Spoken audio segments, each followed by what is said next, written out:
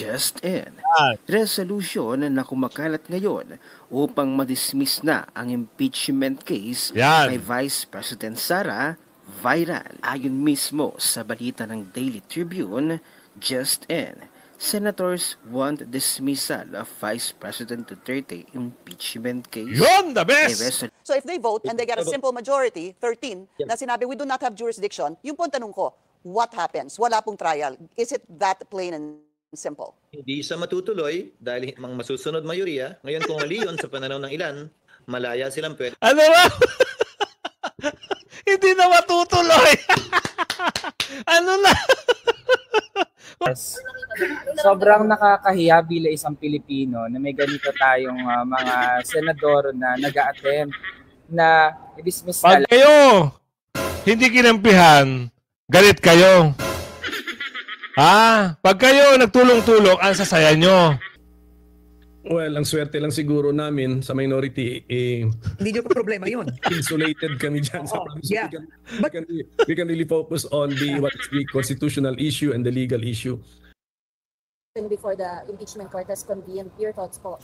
Yes, nakita nga natin, actually sa social media ko pa nakita na merong ganyang umiikot. And na-browse ko lang naman at ang nakalagay doon ay parang outright dismissal, de facto dismissal. Yes.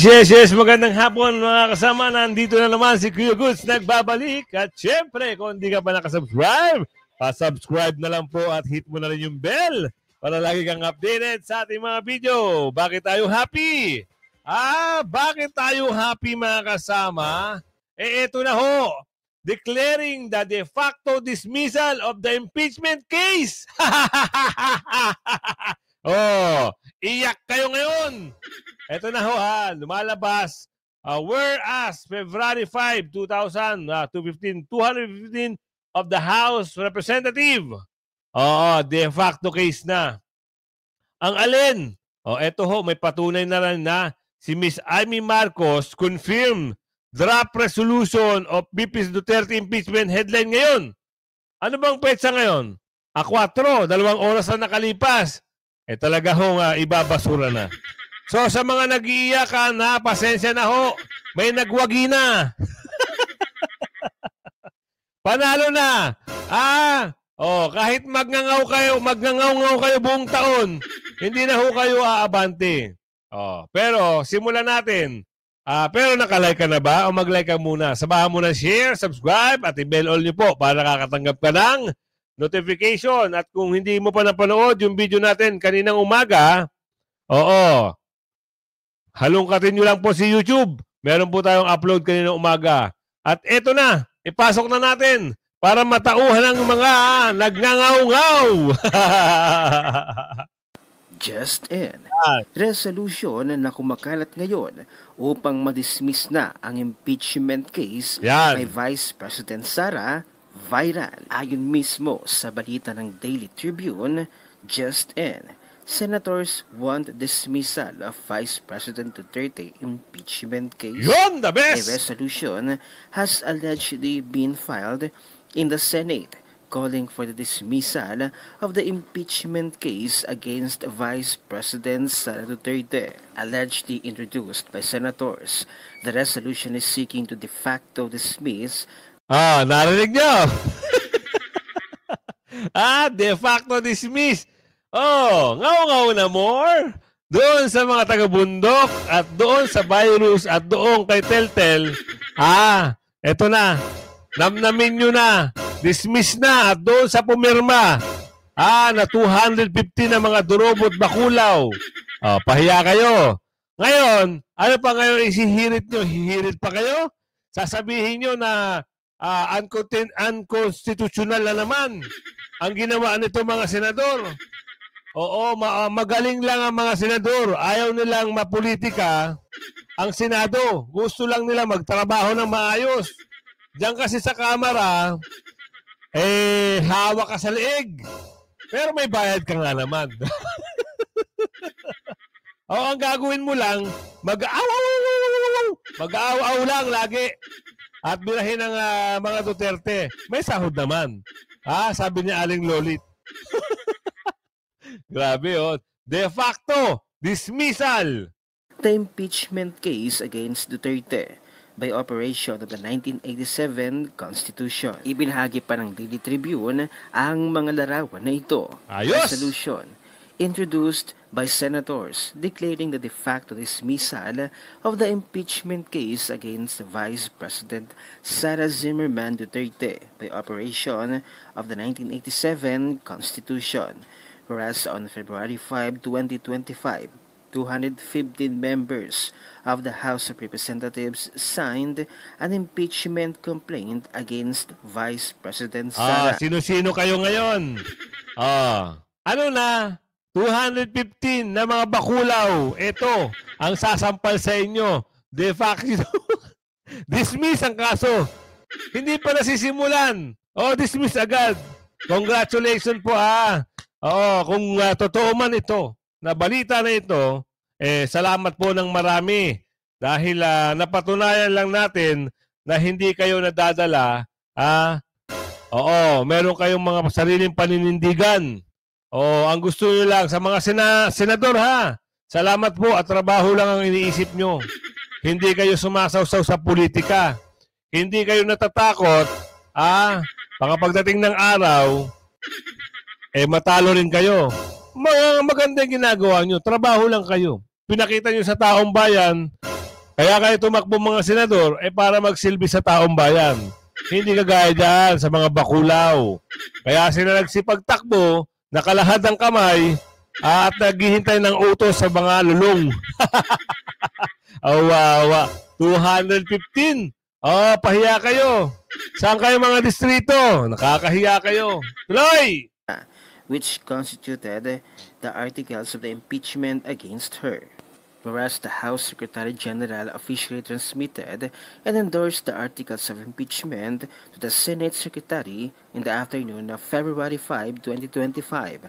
However, the articles of impeachment were not presented in the Senate plenary on that day because the same had to undergo the necessary staff work prior to its inclusion on the plenary's agenda.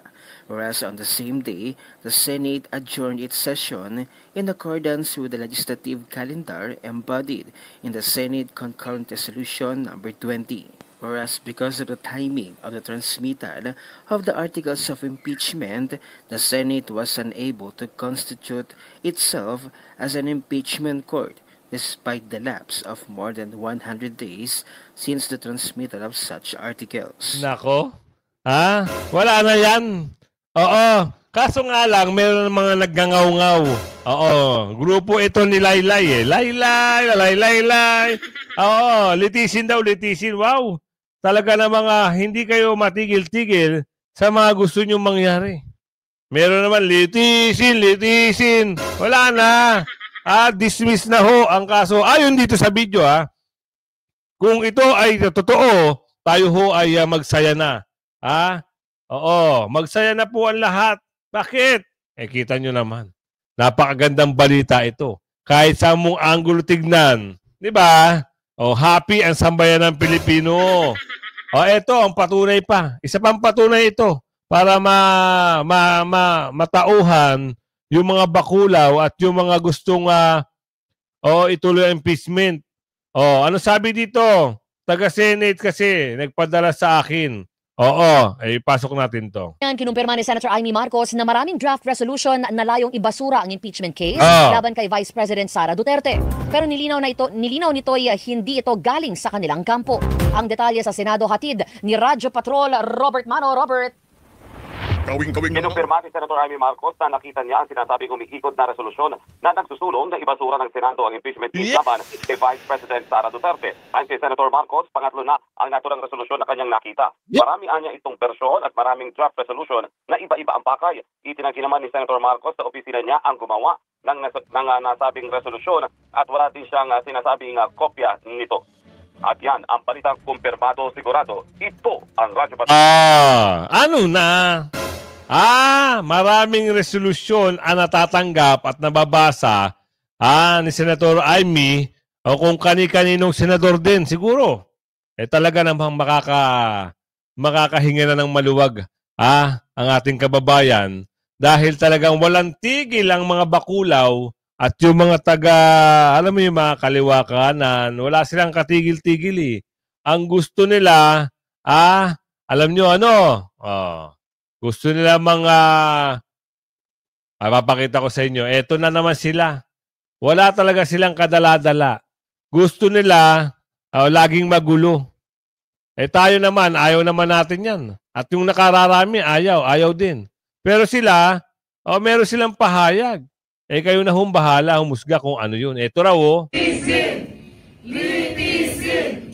Litisin! Litisin! Litisin! Litisin! Litisin! Ano? Nakakahiya ito mga to. Wala nang inatupag. Kundi mamuliti ka. Mamuliti ka na mamuliti ka. Meron naman silang ganon. Kayo ng bugi naman, Tigil na. Oo, hindi na maganda yan. Ito sagot sa inyo ni Keso, doon sa mga litisin-litisin daw. Sunod, ikaw ang lilitisin. Laylay. Pag upo ng mga senador, pag bulong ni Bibi Sara, litisin. Kayo naman. Kayo naman ang lilitisin. Pagdating po ng 20th Congress, hindi ho ba June 11, presentation of articles of impeachment, convening of the impeachment court, oath-taking, ano po. Tapos that ceases. Yung senator judges, wala na yan. Sa 19th Congress, pagdating ng July 1. Kailangan manumpa po yung mga bagong senator judges. My question is, prior to that, prior po sa panunumpa ng 20th Congress, somebody... Taka lang, pakinggan nyo maigi ito, Maraming iiyak na loyalista dito at saka yung mga pink. Lalo na ito si Laylay. Si Laylay, si Teltel, at yung mga taga-bundok. Iiyak kayo pag narinig nyo ito. Tuloy. You have a senator who says, I rise on a question of jurisdiction or legality, etc. Does the 20th Congress have the responsibility, jurisdiction to try this impeachment trial after the 19th Congress? So ang pagmangyari po niyan, ang lalabas po ay boto. So if they vote and they get a simple majority, 13, na sinabi we do not have jurisdiction, yung po tanong ko, what happens? Wala pong trial. Is it that plain and simple? Hindi siya matutuloy dahil mga masusunod mayoriya. Ngayon kung aliyon sa pananaw ng ilan, malaya silang pwede. Ano ba? Hindi na matutuloy. Ano na? Salamat Boss Amo Manager. Salamat ng marami.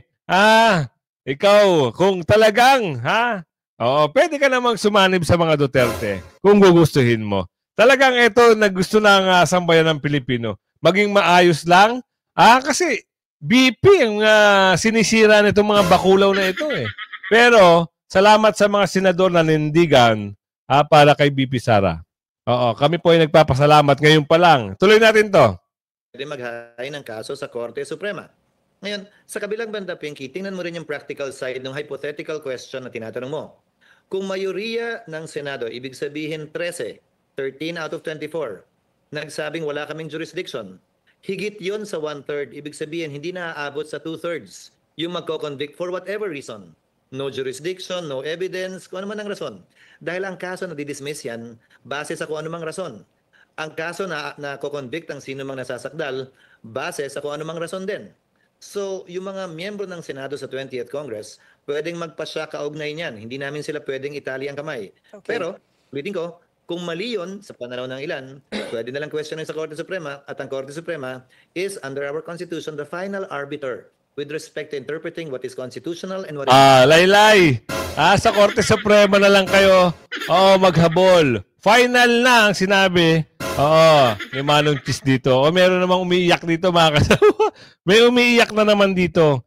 Kaya, pakinggan nyo kung ano naman yung kanyang kagustuhan. Meron naman siyang ngaw-ngaw. Ano naman kaya ito? Tignan natin, Yes.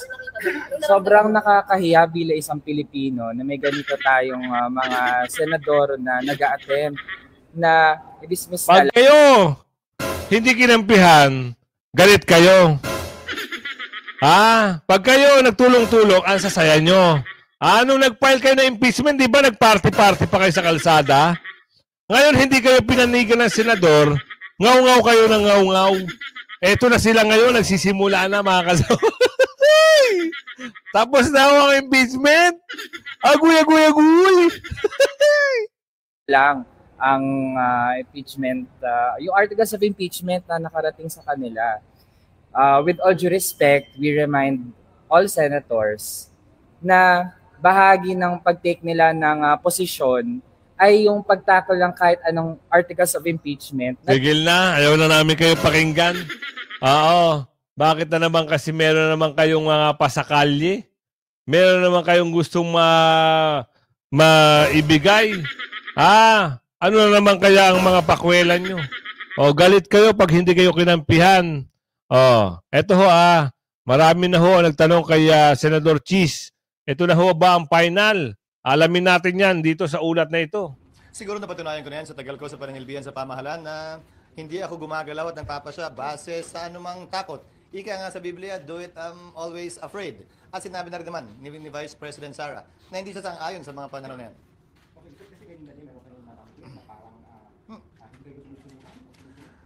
Ang mga kongresista tila nasasanay na diktahan ang Senado kaugnay sa gusto nilang mangyari sa impeachment.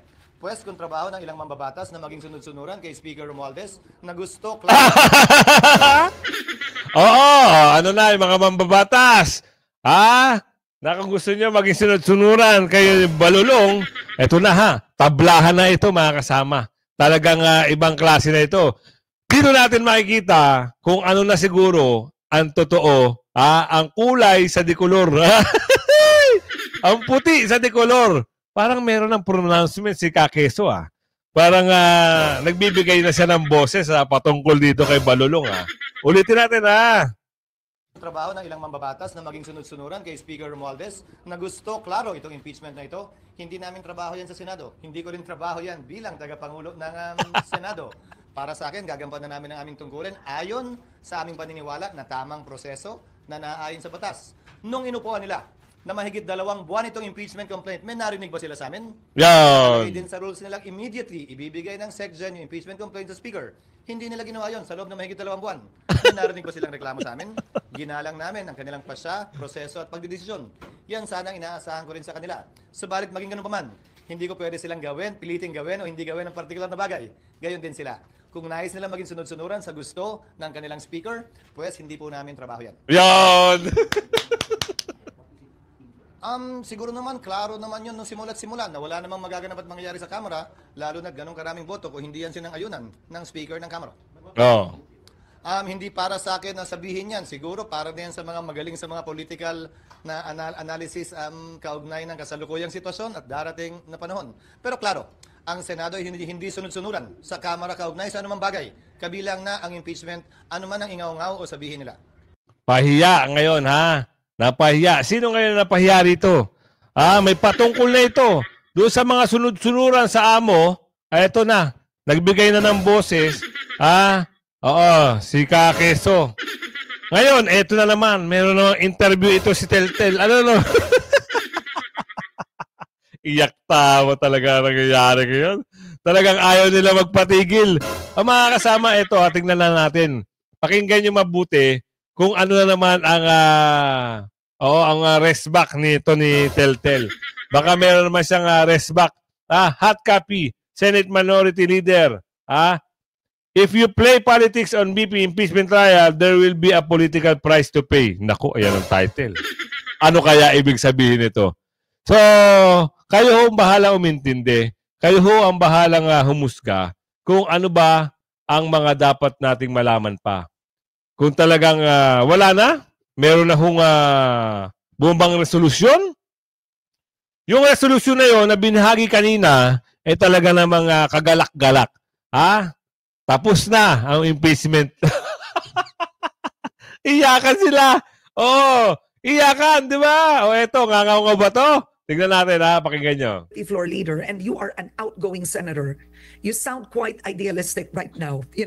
You want to do what's ideal. But this is a political body. It's a political exercise. And I want to ask you this. When the impeachment complaint was sent to the 19th Congress, to the Senate, hindi agad inaksyonan, analysts have said it's because of the midterm elections, right? And your colleagues have said, mga kampanya, they're so busy campaigning. They're already thinking of the re-election. Nobody would really want to nobody would really want to upset the Duterte bailiwicks. So you had colleagues that were being very careful. But then now you have another animal in the room. It's not the election, but the Senate presidential election. So you have candidates that are courting. You know, nobody has the numbers, but the Duterte bloc outright, full Duterte supporters, there are 5, right? You have Amy Marcos, Marcoleta, Robin Padilla, Bongo, Bato, openly to, yung open. But then you have others as well. So is it a problem right now you're facing is really that, the race for the Senate presidency? Well, ang swerte lang siguro namin sa minority, hindi nyo pa problema yun. Insulated kami dyan. Yeah. We can really focus on what is the constitutional issue and the legal issue. Unfortunately, kahit na if you play politics now, okay, down the road, hindi ko alam how many years from now, but down the road, there will be a political price to pay. Ganun naman yun. Ganun naman yun. So, mag-ingat-ingat. Ano ang ginagawa nyo ngayon? Oo. Baka mamaya nasa inyo yung political price. Oo. Behind the scene. How much is the price? Ingat lang din sila, especially if the action would obviously be, it can obviously be characterized as disregarding the mandate of the Constitution or violating the mandate of the Constitution. Taka lang po, Sir Boss Amo Manager. Tinanong ka ni Senator Tolentino. Meron ka bang nabasa sa Constitution? Di ba nagdebate kayo, nag-usap kayo, sabi mo wala. Tapos ngayon, eto na naman, panibagong istoryahin na naman. Ano yung gusto niyong parating? Sabi ni Aling Lolita. Ingat-ingat sila. Kasi down the road, no one can just predict nga how many years down the road, there will be a political price to pay. Okay, because the irony is most of the surveys conducted, and I'd like to read it for our viewers, WR Numero Research, in the survey conducted, this is 2,400 individuals, said 90% of Filipinos, 9 out of 10 Filipinos say that Vice President Sara Duterte should face an impeachment trial. In fact, not many Filipinos agree that she should resign. 10% in the survey said... Taka lang. Saan nyo na-survey yan? People should face impeachment trial, 90%? Wow. Parang ngayon lang namin nabasa yan. Ngayon lang kami nakakita ng ganyan survey. Saan kaya ang survey ito? Baka dyan sa Payatas. Oo, baka dyan sa... maraming ano. Diba? Isipin nyo. 90% nga ayaw ma-impeach si Bibi Sara. Tapos sasabihin nito, kanino nakakalorkay kayo Tapos 10% Bibi should resign before impeachment proceeding begin. Wow! Ano ang mga tanong nyo? Parang nakakagulo sa tanong nyo. Baka mamaya tanong nyo, tapos ang sagot, iba. Baka yan tinanong nyo kung gusto ba ni Bibi Sara ma-impeach siya. Baka yun ang tanong nyo. Pero pag tinanong mo ang taong bayan, sige, simulan nyo mag-survey. Pag tinanong nyo ang taong bayan, sasabihin ba, gusto mo bang ma-impeach si Bibi Sara? Sasabihin ng tao, hindi. Ganon. Ewan ko ba sa survey ito? That she should resign. So talagang 90% want her to have and face the impeachment trial. Depensahan ang sarili niya. 5 out of 10 Filipinos say senators should decide on the impeachment case based on a careful review of evidence, not politics, a review of evidence. So now I want to ask you, online there's a growing dissatisfaction with how the Senate as a body is handling the impeachment case as a body. Some say the Senate president should already be removed. This is not my opinion. This is online on how they view that he's bending the Constitution according to his interpretation and the rules. What are your thoughts? Well, that's why since I am a member of this particular Senate, pero sir, patapos na po. Ilang tulog na lang. 24. So, meaning to say, 26 days, sir. Tapos na po yung nyo, pagka-senador. Ito meron silang mga impeachment endorser, Arlene. On drop preso to drop Sara trial. Naku po. Binasura na, ibabasura na nga. Meron pa kayong pautot. Tignan natin to kung sino naman magsasalita dito. Kayo na ho ang bahalang humusga kung tama ba yung gusto niya mangyari. Before the impeachment court has convened, your thoughts po? Yes, nakita nga natin, actually sa social media ko pa nakita no, na merong ganyang umiikot.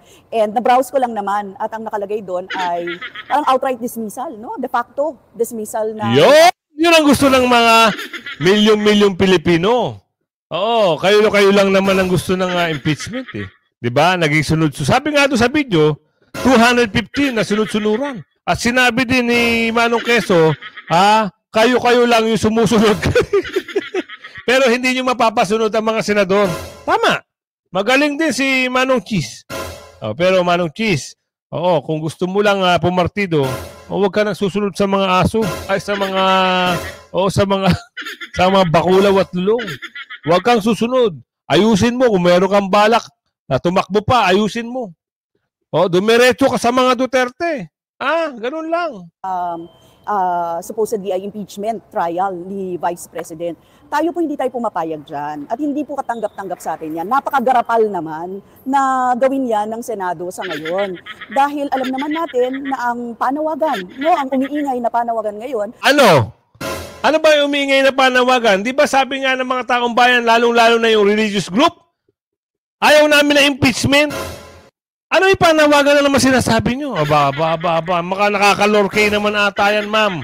Oo, hindi naman ata tama kaya sasabihin nyo. Ano yung panawagan sinasabi? Pakinggan natin yung panawagan daw. Ay, put the Vice President in trial. Yun talaga. Parang wala naman ganun.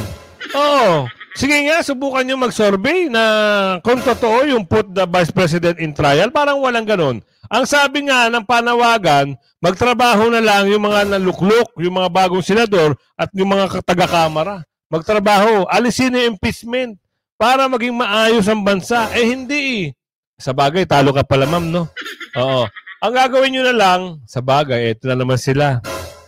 Dahil talunan, magngangaw-ngaw. Nung nakaraan, nasa kalsada naman to eh. Nag-iingay na naman sila.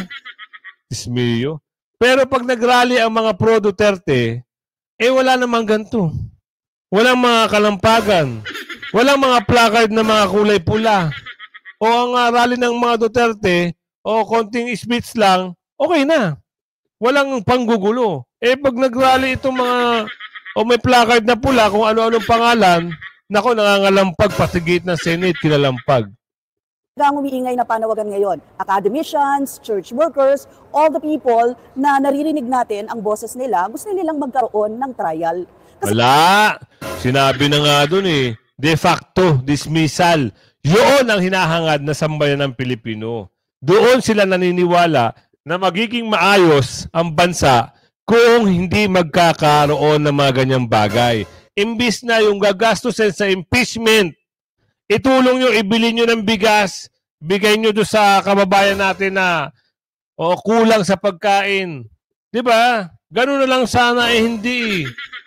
Alahad, nag-aabang naman ang utos ng amo. Ano kapalit? Eto, trabaho. Bibigyan ka na naman. How much? Diba? Kasi paano natin malalaman kung wala talagang magiging trial? Sobra naman na hindi gagawin yung ganon. And hindi po ako, kahit hindi ako legal, naiintindihan ko na dapat magkaroon ng... Wala nga. Kasi nga, lahat ng mga sinihain, kay BP Sara ay pamumuliti ka lang. Kitang-kita naman ano sabi ni Quezon? Diba? Kung kayo magsunod-sunuran kay Tambaluloy o Tambalulong, kayo lang. Huwag nyo na isama yung mga senador. Balikan nyo yung video para malaman nyo kung ano sabi ni Manong Quezon doon. Kasi itong mga ito, antitindi, ayaw magpatigil, ayaw magpaawat. Paano? Sila ang babalikan nito pagdating ng oras. Sabi ni Aling Lolita. Totoo. Naku po. Impeachment trial at buuin yon ng Senado at mag-comply sila sa saligang batas natin. Huwag kayong pala desisyon. Ayaw na nga. Ang kukulit nyo. Ayaw nga nila ng uutusan nyo, mga senador. Ano lang ba kayo?